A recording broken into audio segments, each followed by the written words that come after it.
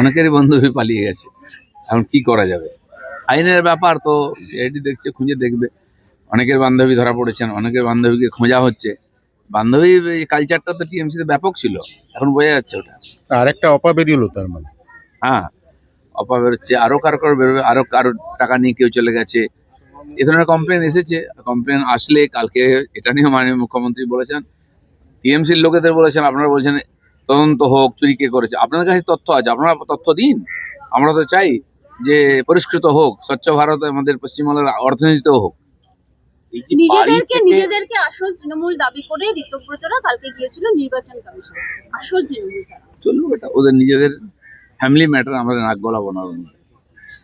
এই যে বাড়ি বাড়ি থেকে কেজি কেজি সোনা বেরোচ্ছে, মানে আগামী দিনে কি আরো এরকম একাধিক নাম সামনে আসছে তৃণমূল কংগ্রেসের একাধিক নেতৃত্বের, তাদের বাড়ি থেকেও কি এরকম কেজি কেজি না, 5 কিলো সোনার জন্য 48টা দেশ বিশ্বকাপ খেলছে।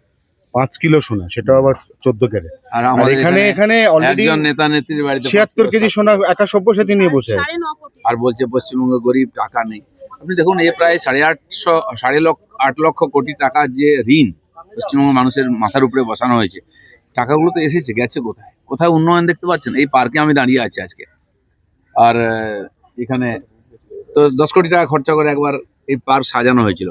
আমার কাছে লম্বা অভিযোগ নিয়ে লোকেরা এসেছেন যে গরু ছাগল ঢুকে সব খেয়ে যাচ্ছে, কোনো সুরক্ষা নেই, শৌচালয় নেই, মহিলারা যদি স্নান করতে চান তার চেঞ্জ রুম নাই।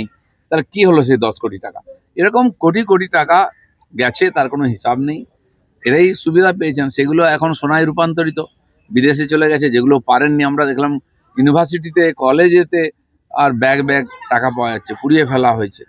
যেখানে সেখানে মাটির তলায় টাকা পাওয়া যাচ্ছে। কত রকম ভাবে টাকা লুট হয়েছে, রাখার জায়গা নেই আজকে। অপরিসীম লুট, পশ্চিমবাংলার মানুষের পরিশ্রমের ধন, আর তাদের মাথায় ঋণের বোঝা চেপে।